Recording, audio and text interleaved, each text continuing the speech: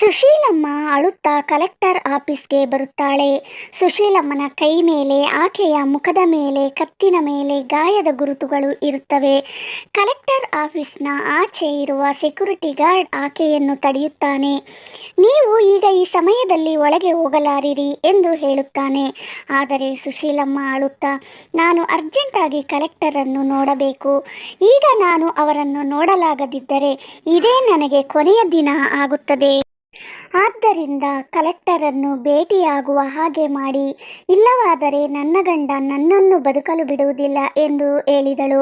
ಆದರೆ security guard, ಈಗ ಸಾರು ಬ್ಯುಸಿಯಾಗಿದ್ದಾರೆ, ನೀವು ನಾಳೆ ಬೆಳಗ್ಗೆ ಬನ್ನಿ ಎಂದು ಹೇಳುತ್ತಾನೆ. ಆದರೆ ಆಗಲೇ ಕಲೆಕ್ಟರ್ ಸುಶೀಲಮ್ಮನನ್ನು ಮತ್ತು ಸೆಕ್ಯೂರಿಟಿ ಗಾರ್ಡನ್ನು ಕಿಟಕಿಯಿಂದಲೇ ನೋಡುತ್ತಿದ್ದರು.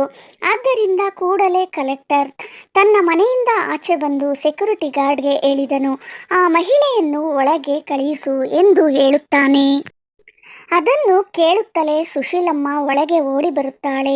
ಆಕೆಯ ಕಣ್ಣು ತುಂಬ ನೀರು. ನನ್ನ ಗಂಡ ನನ್ನನ್ನು ಬದುಕಲು ಬಿಡುವುದಿಲ್ಲ, ನನಗೆ ದಯಮಾಡಿ ಸಹಾಯ ಮಾಡಿ ಎಂದು ಕೇಳಿದಳು. ನೀನೇನು ಭಯಪಡಬೇಡ, ಮೊದಲು ಆಫೀಸಿನ ಒಳಗೆ ಬನ್ನಿ, ಇಲ್ಲಿ ಕುಳಿತುಕೊಳ್ಳಿ ಎಂದು ಹೇಳಿದರು. ಕಲೆಕ್ಟರ್ ನಂತರ ಆಕೆಯನ್ನು ಆಫೀಸಿನ ಒಳಗೆ ಕರೆದುಕೊಂಡು ಹೋಗಿ ಕುಳ್ಳರಿಸಿದರು.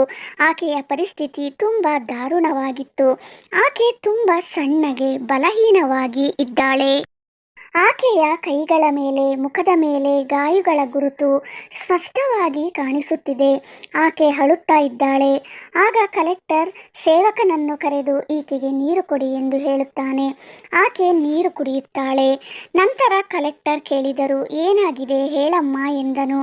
ಆಗ ಆ ಮಹಿಳೆ ತಲೆಯನ್ನು ಕೆಳಗೆ ಮಾಡಿ ಕಲೆಕ್ಟರ್ ಹತ್ತಿರ, ಸರ್, ನನ್ನ ಗಂಡ ಪ್ರತಿದಿನ ಡ್ರಿಂಕ್ಸ್ ಕುಡಿಯುತ್ತಾನೆ. ನಾನು ಬೆಳಗ್ಗೆಯಿಂದ ಸಾಯಂಕಾಲದವರೆಗೂ ಇತರರ ಮನೆಯಲ್ಲಿ ಪಾತ್ರೆಗಳನ್ನು ತೊಳೆಯುತ್ತಾ ಸ್ವಲ್ಪ ಹಣವನ್ನು ಸಂಪಾದಿಸುತ್ತಿದ್ದೇನೆ. ಆ ಹಣದಿಂದಲೇ ಮನೆ ನಡೆಸುವುದಕ್ಕೆ ಖರ್ಚು ಮಾಡುತ್ತೇನೆ. ಆದರೆ ಆ ಹಣವನ್ನು ಕೂಡ ನನ್ನ ಗಂಡ ನನ್ನಿಂದ ಕಿತ್ತುಕೊಳ್ಳುತ್ತಾನೆ. ಆ ಹಣದಿಂದ ಕುಡಿದು ಪ್ರತಿದಿನ ನನ್ನನ್ನು ಹೊಡೆಯುತ್ತಾನೆ. ಆತನು ಯಾವ ಕೆಲಸ ಮಾಡುವುದಿಲ್ಲ ಎಂದು ಹೇಳಿದಳು. ಇದನ್ನು ಕೇಳಿದ ಕಲೆಕ್ಟರಿಗೆ ತುಂಬ ಕೋಪ ಬರುತ್ತದೆ. ಆದರೆ ಆಗ ಆ ಕಲೆಕ್ಟರ್ ಕೇಳುತ್ತಾನೆ, ಅಮ್ಮ, ನೀನು ತಲೆ ಬಗ್ಗಿಸಿಕೊಂಡು ಏಕೆ ಮಾತನಾಡುತ್ತಿರುವೆ? ನಿಮ್ಮ ಮುಖವನ್ನು ಮೇಲೆತ್ತಿ ನನ್ನನ್ನು ನೋಡುತ್ತಾ ಮಾತನಾಡಿ ಎಂದು ಕೇಳಿದನು. ಆದರೆ ಸುಶೀಲಮ್ಮ ಹೇಳಿದಳು, ಸರ್, ನಾನು ನಿಮ್ಮ ಮುಖ ನೋಡಿ ಮಾತನಾಡಲಾರೆ. ನೀವು ಈ ಜಿಲ್ಲೆಯ ಕಲೆಕ್ಟರ್ ಎಂದು ಹೇಳುತ್ತಾಳೆ. ನಾನು ಇರುವುದು ಪ್ರಜೆಗಳ ಸೇವೆಗಾಗಿಯೇ, ನೀವು ಧೈರ್ಯವಾಗಿ ಹೇಳಿ ಎಂದು ಕಲೆಕ್ಟರ್ ಹೇಳಿದ ನಂತರ ಆಕೆ ಬಲವಂತದಿಂದಲೇ ತನ್ನ ಮುಖವನ್ನು ಮೇಲೆತ್ತಿ ಸುಶೀಲಮ್ಮ ಕಲೆಕ್ಟರನ್ನು ನೋಡಿದಳು. ಅದರಿಂದ ಆಕೆಯ ಹೃದಯ ಒಂದೇ ಸಾರಿ ಭಾರವಾಗಿ ಹೋಯಿತು. ಏಕೆಂದರೆ ಆಕೆಯ ಎದುರಲ್ಲಿ ಇರುವ ವ್ಯಕ್ತಿ ಬೇರೆ ಯಾರೂ ಅಲ್ಲ, 21 ವರ್ಷಗಳ ಹಿಂದೆ ಒಂದು ದೊಡ್ಡ ಪ್ರಮಾದದಿಂದ ಮರಣಿಸಿದ ಆಕೆಯ ಮಗ. ಸುಶೀಲಮ್ಮ ಆತನನ್ನು ನೋಡಿ ನಂಬಲಾರದೆ ಹೋದಳು. ಇದು ಹೇಗೆ ಸಾಧ್ಯ ಎಂದು ಆಕೆಗೆ ಅರ್ಥವೇ ಆಗಲಿಲ್ಲ. ಆಗ ಆಕೆಯ ಮಗನಿಗೆ ಕೇವಲ 4 ವರ್ಷಗಳ ವಯಸ್ಸಿನಲ್ಲಿ ಆಕೆಯನ್ನು ಬಿಟ್ಟು ಹೊರಟು ಹೋದನು. ಆಕೆ ಕಲೆಕ್ಟರನ್ನು ನೋಡಿದಾಗ ಅವನ ಮುಖವು ತನ್ನ ಮಗನ ಮುಖ ಇದ್ದ ಹಾಗೆ ಇದೆ ಅನಿಸಿತು. ಕಲೆಕ್ಟರಿಗೂ ಒಂದು ಕಪ್ಪು ಮಚ್ಚೆಯ ಗುರುತು ಇದೆ. ಅದು ಜನ್ಮತಃ ತನ್ನ ಮಗನಿಗೆ ಇತ್ತು. ಅದೇ ಗುರುತು ಈಗ ಕಲೆಕ್ಟರ್ಗೂ ಕೂಡ ಇದೆ. ಆದ್ದರಿಂದ ಆಕೆ ಏನು ಹೇಳಲು ಅರ್ಥವಾಗಲಿಲ್ಲ. ಹಾಗೆ ನೋಡುತ್ತಾ ಕಣ್ಣಲ್ಲಿ ನೀರು ತುಂಬಿಕೊಂಡು ಕಲೆಕ್ಟರನ್ನು ನೋಡುತ್ತಾ ಇದ್ದು ಬಿಟ್ಟಳು. ಆಗ ಕಲೆಕ್ಟರ್ ಕೇಳಿದರು, ಅಮ್ಮ, ಏನಾಯಿತು? ಏಕೆ ಮೌನವಾಗಿ ಇದ್ದು ಬಿಟ್ಟಿರಿ? ಏಕೆ ನಿಮ್ಮ ಮುಖ ಭಾವನೆಗಳಿಂದ ಬದಲಾಗಿ ಹೋದವು ಎಂದು ಕೇಳುತ್ತಾನೆ. ಆಗ ಸುಶೀಲಮ್ಮ ಹೇಳಿದಳು, ಸರ್, ನೀವು ನನಗೆ ಒಂದು ವಿಷಯ ಹೇಳಿ. ನಿಮ್ಮ ಮುಖದ ಮೇಲೆ ಇರುವ ಗುರುತು ಎಂದಿನಿಂದ ಇದೆ? ಆಗ ಸರ್ ಹೇಳಿದರು, ನನಗೆ ಚಿಕ್ಕಂದಿನಿಂದಲೂ ಇದೆ ಎಂದು ಹೇಳಿದರು. ಆಗ ಸುಶೀಲಮ್ಮ ಹೇಳಿದಳು, ನಿಮ್ಮ ಬೆನ್ನ ಮೇಲೆಯೂ ಕೂಡ ಇದೇ ತರಹದ ಕಪ್ಪು ಗುರುತು ಇದೆಯಾ ಎಂದು ಕೇಳಿದಳು. ಅದನ್ನು ಕೇಳಿದ ಕಲೆಕ್ಟರ್ ಕೂಡಲೇ ಆಶ್ಚರ್ಯಪಡುತ್ತಾರೆ. ಹೌದು, ಇದೆ. ಆದರೆ ಈ ವಿಷಯ ನಿಮಗೆ ಹೇಗೆ ಗೊತ್ತು ಎಂದು ಕೇಳಿದನು. ಇದನ್ನು ಕೇಳಿದ ಸುಶೀಲಮ್ಮನ ಕಣ್ಣುಗಳಲ್ಲಿ ನೀರು ಹರಿಯಿತು. ಆಕೆಗೆ ಈಗ ಪೂರ್ತಿಯಾಗಿ ನಂಬಿಕೆ ಬಂತು. ಏಕೆಂದರೆ ತನ್ನ 4 ವರ್ಷಗಳ ಮಗನ ದೇಹದ ಮೇಲೆಯೂ ಕೂಡ ಇಂತಹದ್ದೇ ಗುರುತು ಇತ್ತು. ಆದ್ದರಿಂದ ಸುಶೀಲಮ್ಮ ಅಳುತ್ತಾ, ನೀನು ನನ್ನ ಮಗ, ನೀನು ಚಿಕ್ಕವನಿದ್ದಾಗಲೇ ನನ್ನಿಂದ ದೂರವಾದ ಮಗ ಎಂದು ಕೇಳಿದಳು. ಆಗ ಕಲೆಕ್ಟರ್ ಆಶ್ಚರ್ಯದಿಂದ, ಅಮ್ಮ, ನೀವು ಏನು ಹೇಳುತ್ತಿದ್ದೀರಿ, ಇದು ಹೇಗೆ ಸಾಧ್ಯ ಎಂದು ಕೇಳಿದನು. ಆಗ ಸುಶೀಲಮ್ಮ ಹೇಳಿದಳು, ನಿನ್ನ ತಂದೆ ತಾಯಿ ಯಾರು ಎಂದು ಒಂದು ಸಾರಿಗೆ ಹೇಳು ಎಂದಳು. ಆಗ ಕಲೆಕ್ಟರ್ ಹೇಳಿದರು, ನನ್ನ ತಂದೆ ತಾಯಿ ಊರಿನಲ್ಲಿದ್ದಾರೆ ಎಂದು ಹೇಳಿದನು. ಆಗ ಸುಶೀಲಮ್ಮ ಹೇಳಿದಳು, ನನ್ನ ಮಗ ಕೇವಲ 4 ವರ್ಷದವನಿದ್ದಾಗ ನನ್ನಿಂದ ದೂರವಾದ ನಂತರ ಆತನು ನನಗೆ ಕಾಣಿಸಲಿಲ್ಲ. ನಾನು ಮತ್ತು ನನ್ನ ಗಂಡ ಆತನು ಈ ಪ್ರಪಂಚದಿಂದಲೇ ದೂರವಾಗಿದ್ದಾನೆ ಎಂದು ಭಾವಿಸಿದೆವು ಎಂದು ಹೇಳಿದಳು. ನಂತರ ಸುಶೀಲಮ್ಮ ಕಲೆಕ್ಟರ ಕೈಯನ್ನು ಹಿಡಿದುಕೊಂಡು, ಮಗನ ಮುಖದ ಮೇಲೆ, ಬೆನ್ನಿನ ಮೇಲೆ ಇರುವ ಗುರುತುಗಳು ನಿನಗೆ ಹುಟ್ಟಿನಿಂದಲೇ ಬಂದವು, ನೀನು ನನ್ನ ಮಗ ಎಂದು ಕಣ್ಣೀರಿಡುತ್ತಾ ಹೇಳುತ್ತಾಳೆ. ಕಲೆಕ್ಟರಿಗೆ ಇದನ್ನೆಲ್ಲ ನೋಡುತ್ತಾ ಏನು ತಿಳಿಯದೆ, ಇದು ಹೇಗೆ ಸಾಧ್ಯ ಆಗುತ್ತದೆ, ನಾನು ಚಿಕ್ಕಂದಿನಿಂದಲೂ ನನ್ನ ತಂದೆ ತಾಯಿಯ ಹತ್ತಿರ ಇದ್ದೇನೆ, ನನ್ನ ತಂದೆ ತಾಯಿ ನನಗೆ ಒಳ್ಳೆಯ ವಿದ್ಯಾಭ್ಯಾಸ ಹೇಳಿಕೊಟ್ಟಿದ್ದಾರೆ, ನನ್ನನ್ನು ಈ ಸ್ಥಿತಿಗೆ ತಂದಿದ್ದಾರೆ, ಅವರೇ ನನ್ನ ತಂದೆ ತಾಯಿ. ಆದರೆ ಈ ಗುರುತುಗಳು ನಿನಗೆ ಹೇಗೆ ತಿಳಿದವೋ ನನಗೆ ಅರ್ಥವಾಗುತ್ತಿಲ್ಲ ಎಂದನು. ಹಾಗೆ ತನ್ನ ಗತ ಜನ್ಮದ ಜ್ಞಾಪಕಕ್ಕೆ ಹೋದಳು ಸುಶೀಲಮ್ಮ. ಕಾಲೇಜಿನಲ್ಲಿ ಓದುವಾಗಲೇ ತಾನು ಪ್ರೀತಿಯಲ್ಲಿ ಬೀಳುತ್ತಾಳೆ. ಗೋಪಿ ಆತನ ಜೊತೆಯಲ್ಲೇ ಮದುವೆ ಮಾಡಿಕೊಳ್ಳಬೇಕೆಂದುಕೊಳ್ಳುತ್ತಾಳೆ. ಮನೆಯಲ್ಲಿ ಇರುವವರು ಆಕೆಗೆ ಸಂಬಂಧಗಳನ್ನು ನೋಡುತ್ತಿರುತ್ತಾರೆ. ಆದ್ದರಿಂದ ಭಯಪಟ್ಟ ಸುಶೀಲ ಧೈರ್ಯ ಮಾಡಿ ತನ್ನ ತಂದೆ ತಾಯಿಗೆ ತನ್ನ ಪ್ರೀತಿಯ ವಿಷಯವನ್ನು ಹೇಳಿ ಆತನನ್ನೇ ಮದುವೆ ಮಾಡಿಕೊಳ್ಳುತ್ತೇನೆ ಎಂದು ಹೇಳುತ್ತಾಳೆ. ಆ ಕಡೆ ಕಿರಣ್ ಕೂಡ ತನ್ನ ತಂದೆ ತಾಯಿ ಒಪ್ಪಿಸುವುದಕ್ಕಾಗಿ ತುಂಬಾ ಕಷ್ಟಪಡುತ್ತಾನೆ. ಈ ವಿಧವಾಗಿ ಎರಡೂ ಕಡೆಯವರನ್ನು ಎಷ್ಟೋ ಕಷ್ಟಪಟ್ಟು ಅವರ ಕಡೆಯವರನ್ನು ಒಪ್ಪಿಸಿ ಅವರಿಬ್ಬರು ಮದುವೆ ಮಾಡಿಕೊಳ್ಳುತ್ತಾರೆ. ಮದುವೆಯಾದ ಸ್ವಲ್ಪ ದಿನದಲ್ಲಿ ವಿಜಯ್ ಹುಟ್ಟುತ್ತಾನೆ. ತಂದೆ ತಾಯಿ ವಿಜಯನ್ನು ತುಂಬ ಪ್ರೀತಿಯಿಂದ ನೋಡಿಕೊಳ್ಳುತ್ತಿದ್ದರು. ವಿಜಯ್ಗೆ ಏನು ಬೇಕಾದರೂ ಅವನು ಕೇಳುವ ಮುದ್ದಲೇ ಅವನ ತಂದೆ ಗೋಪಿ ತಕ್ಷಣವೇ ತಂದು ಕೊಡುತ್ತಿದ್ದ. ವಿಜಯ್ ನಿಧಾನವಾಗಿ ದೊಡ್ಡವನಾಗುತ್ತಿದ್ದನು. ಒಂದು ಸಾರಿ ವಿಜಯ್ಗೆ 4 ವರ್ಷಗಳಿದ್ದಾಗ ಎಲ್ಲಿಗಾದರೂ ಪ್ರವಾಸಕ್ಕೆಂದು ಹೋಗೋಣವೆಂದುಕೊಂಡೆವು. ಆಗ ಅವರು ಹಿಮಾಚಲೆಯ ಪ್ರದೇಶಕ್ಕೆ ಹೋಗೋಣವೆಂದುಕೊಂಡು ಅಲ್ಲಿಗೆ ಪ್ರವಾಸಕ್ಕೋದರು. ಆಗ ಅಲ್ಲಿ ಸ್ವಲ್ಪ ಮಳೆ ಬರುತ್ತಿತ್ತು. ಆ ಸಮಯದಲ್ಲಿ ಕೆಲವು ಕಡೆ ಬೆಟ್ಟಗಳು ಕೂಡ ಜಾರಿ ಬೀಳುತ್ತಿದ್ದವು. ಹೇಗೋ ಬಂದಿದ್ದೀವಿ, ಹಾಗೆ ನೋಡಿಕೊಂಡು ಹೋಗೋಣ ಎಂದುಕೊಂಡು ಸುಶೀಲ ಮತ್ತು ಗೋಪಿ ತಮ್ಮ 4 ವರ್ಷದ ವಿಜಯನನ್ನು ತೆಗೆದುಕೊಂಡು ಕೆಲವು ದಿನಗಳು ಅಲ್ಲೇ ತಿರುಗುತ್ತಾರೆ. ತಮ್ಮ ಮಗುವನ್ನು ಕೂಡ ತುಂಬ ಚೆನ್ನಾಗಿಯೇ ತಿರುಗಿಸುತ್ತಾರೆ. ಆದರೆ ದುರಾದೃಷ್ಟವಶಾತ್ ಅಲ್ಲಿ ವಾತಾವರಣವೇ ಬದಲಾಗಿ ಹೋಯಿತು. ತುಂಬ ಮಳೆ ಬೀಳುತ್ತಿತ್ತು. ತುಂಬ ಕಡೆ ರಸ್ತೆಗಳೆಲ್ಲ ಮುಚ್ಚಿ ಹೋದವು. ಆಗ ಅವರು ಹೋಟೆಲ್ನಲ್ಲೇ ಸಿಕ್ಕಿ ಹಾಕಿಕೊಂಡರು. 3 ದಿನ ಅಲ್ಲೇ ಕಳೆಯಬೇಕಾಯಿತು. ನಂತರ ಸ್ವಲ್ಪ ಮಾರ್ಗ ಸುಗಮವಾಗುತ್ತಿದ್ದಂತೆ ಮನೆಗೆ ಹೋಗೋಣ ಎಂದುಕೊಂಡರು. ಇಲ್ಲವಾದರೆ ಮತ್ತೆ ಇಲ್ಲೇ ಸಿಕ್ಕಿ ಹಾಕಿಕೊಳ್ಳುತ್ತೇವೆ ಎಂದುಕೊಂಡರು. ಆದರೆ ಅಲ್ಲಿ ಕೆಲವರು ಅವರಿಗೆ ಹೇಳಿದರು, ಎಲ್ಲಿಗೂ ಹೋಗಬೇಡಿ, ರಸ್ತೆಗಳೆಲ್ಲ ಜಾಮ್ ಆಗಿ ಹೋಗಿದ್ದಾವೆ, ಮರಗಳು ರಸ್ತೆಗಳ ಮೇಲೆ ಬಿದ್ದಿವೆ, ನದಿಗಳು ಉಕ್ಕಿ ಹರಿಯುತ್ತಿದ್ದಾವೆ, ನೀವು ಈಗ ಹೋಗಬೇಡಿ ಎಂದು ಎಚ್ಚರಿಸಿದರು. ಆದರೆ ಗೋಪಿಗೆ ಮನೆಗೆ ಹೋಗಬೇಕೆಂಬ ಅವಸರ, ಉದ್ಯೋಗದಿಂದ ಏನೂ ಮಾಡದ ಪರಿಸ್ಥಿತಿ.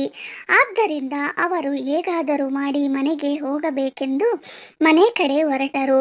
ಆದರೆ ಅವರು ಹಾಗೆ ಕಾರಿನಲ್ಲಿ ಹೋಗುತ್ತಿರುವಾಗ ಅಕಸ್ಮಾತ್ ಬೆಟ್ಟದ ಮೇಲಿಂದ ದೊಡ್ಡ ದೊಡ್ಡ ಕಲ್ಲು ಬಂಡೆಗಳು ಅವರು ಚಲಿಸುತ್ತಿದ್ದ ಕಾರಿನ ಮುಂದೆ ಬಿದ್ದು ಬಿಟ್ಟವು. ಆಗ ಅವರಿಗೆ ದೇವರ ದಯೆಯಿಂದ ಅವರಿಗೆ ಏನೂ ಆಗಲಿಲ್ಲ. ಡ್ರೈವರ್ ಸಮಯಕ್ಕೆ ಸರಿಯಾಗಿ ಕಾರನ್ನು ಅಲ್ಲೇ ಮುಂದಕ್ಕೆ ಚಲಿಸಿದನು. ಆದರೆ ರಸ್ತೆ ತುಂಬ ಚಿಕ್ಕದಾಗಿತ್ತು. ಅಕಸ್ಮಾತಾಗಿ ಆ ರಸ್ತೆ ಕುಸಿದು ಹೋಯಿತು. ಆದ್ದರಿಂದ ಅವರು ಪಕ್ಕದಲ್ಲಿದ್ದ ನದಿಯೊಳಗೆ ಅವರ ಕಾರು ಜಾರಿ ಬಿದ್ದು ಬಿಟ್ಟಿತು. ಆ ಸನ್ನಿವೇಶ ತುಂಬ ಭಯಾನಕವಾಗಿತ್ತು. ನದಿಯಲ್ಲಿ ನೀರಿನ ಪ್ರವಾಹ ತುಂಬ ವೇಗವಾಗಿತ್ತು. ಕಾರು ಆ ಪ್ರಭಾವದಲ್ಲಿ ಕೊಚ್ಚಿಕೊಂಡು ಹೋಗುತ್ತಿತ್ತು. ಆಗಲೇ ಅದನ್ನು ಗಮನಿಸಿದ ಕೆಲವು ಮಂದಿ ಅವರನ್ನು ರಕ್ಷಿಸುವುದಕ್ಕೆ ಪ್ರಯತ್ನಿಸಿದರು. ಹಗ್ಗದಿಂದ ಕೊಚ್ಚಿ ಹೋಗುತ್ತಿದ್ದ ಕಾರನ್ನು ಬಂಧಿಸಿದರು. ಆದರೆ ಅದರಿಂದ ಆಚೆ ಬರುವುದು ತುಂಬ ಕಷ್ಟವಾಗಿತ್ತು. ಕೂಡಲೇ ಗೋಪಿ ಕಾರಿನ ಬಾಗಿಲನ್ನು ತೆಗೆದು ಗ್ರಾಮಸ್ಥರು ಕೊಟ್ಟ ಹಗ್ಗವನ್ನು ಹಿಡಿದುಕೊಂಡು ಇನ್ನೊಂದು ಕೈಯಲ್ಲಿ ಹೆಂಡತಿಯನ್ನು ಹಿಡಿದುಕೊಂಡನು. ಹೆಂಡತಿ ಸುಶೀಲ ತನ್ನ ಮಗುವನ್ನು ಒಂದು ಕೈಯಲ್ಲಿ ಹಿಡಿದುಕೊಂಡು ಗ್ರಾಮಸ್ಥರು ಕೊಟ್ಟ ಹಗ್ಗದ ಸಹಾಯದಿಂದ ಅವರನ್ನು ಎಳೆಯುತ್ತಿರುವಾಗ ಅಕಸ್ಮಾತಾಗಿ ಸುಶೀಲ ಕೈಯಲ್ಲಿದ್ದ 4 ವರ್ಷದ ವಿಜಯ್ ಕೈಯಿಂದ ಜಾರಿ ನದಿಯಲ್ಲಿ ಕೊಚ್ಚಿಕೊಂಡು ಹೋಗುತ್ತಾನೆ. ಅದನ್ನು ನೋಡಿದ ಸುಶೀಲ ಶಾಕ್ ಆಗಿ ವಿಜಯ್ ವಿಜಯ್ ಎಂದು ಅಳುತ್ತಾ ಕಿರುಚುತ್ತಾಳೆ. ಗೋಪಿ ಕೂಡ ತನ್ನ ಮಗುವನ್ನು ಕಾಪಾಡಿ ಎಂದು ಕಿರುಚುತ್ತಾನೆ. ಆದರೆ ಗ್ರಾಮಸ್ಥರು ಗೋಪಿ ಮತ್ತು ಸುಶೀಲಮ್ಮನ್ನು ರಕ್ಷಿಸಿದರು. ಆದರೆ ಮಗುವನ್ನು ಮಾತ್ರ ರಕ್ಷಿಸಲಾಗಲಿಲ್ಲ. ಆಗಲೇ ರಾತ್ರಿ ಆಗುತ್ತಿತ್ತು. ಸಹಾಯಕ ಸಿಬ್ಬಂದಿ ವಿಜಯ್ಗಾಗಿ ಎಷ್ಟು ಹುಡುಕಿದರೂ ಮಗು ಮಾತ್ರ ಎಲ್ಲಿ ಕಾಣಿಸಲಿಲ್ಲ. ಮರುದಿನ ಬೆಳಗ್ಗೆ ಮತ್ತೆ ಹುಡುಕಲು ಪ್ರಾರಂಭಿಸಿದರು. ಆದರೂ ಕೂಡ ಮಗು ಸಿಗಲಿಲ್ಲ. ಇದಕ್ಕೆಲ್ಲ ಕಾರಣ ತನ್ನ ಹೆಂಡತಿ ಎಂದು ಗೋಪಿ ಭಾವಿಸಿದನು. ಆದ್ದರಿಂದ ಆತನು ಆಕೆಯನ್ನು ನಿಂದಿಸುತ್ತಾ, ನೀನೇ ನಮ್ಮ ಮಗುವನ್ನು ಸರಿಯಾಗಿ ಹಿಡಿದುಕೊಳ್ಳಲಾಗಲಿಲ್ಲ, ಅದಕ್ಕೆ ಅವನು ನೀರಿನಲ್ಲಿ ಬಿದ್ದು ಹೋದನು. ನಿನ್ನಿಂದಾಗಿಯೇ ಮಗುವನ್ನು ಕಳೆದುಕೊಳ್ಳಬೇಕಾಯಿತು. ವಿಜಯ್ ತುಂಬ ಚಿಕ್ಕವನು, ಆತನಿಗೆ ಏನು ತಿಳಿಯುವುದಿಲ್ಲ. ಆದರೆ ನೀನು ದೊಡ್ಡವಳಲ್ಲ.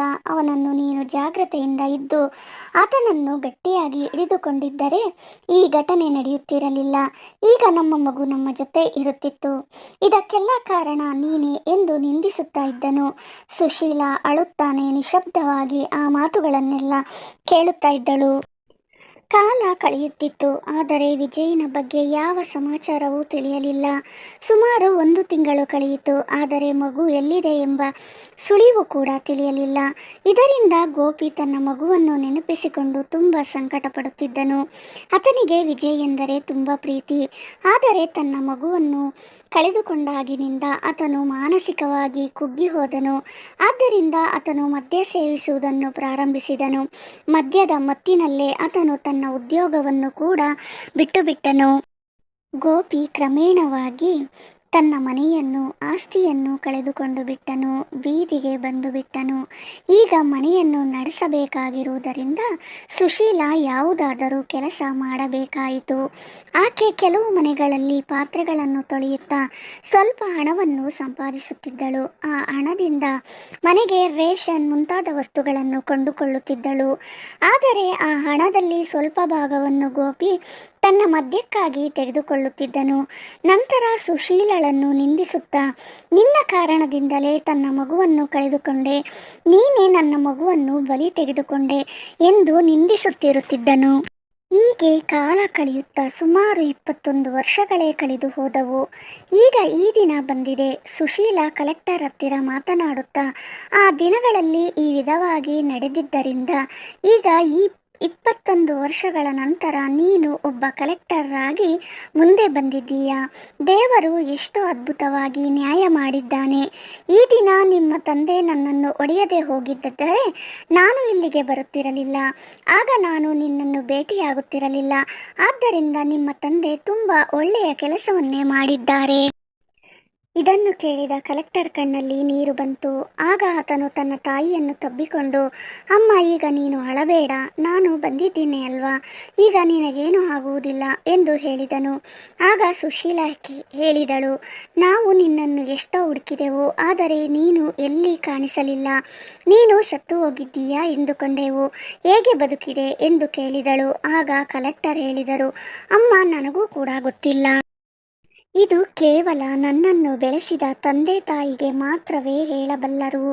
ಆ ಸಮಯದಲ್ಲಿ ನಾನು ತುಂಬ ಚಿಕ್ಕವನು.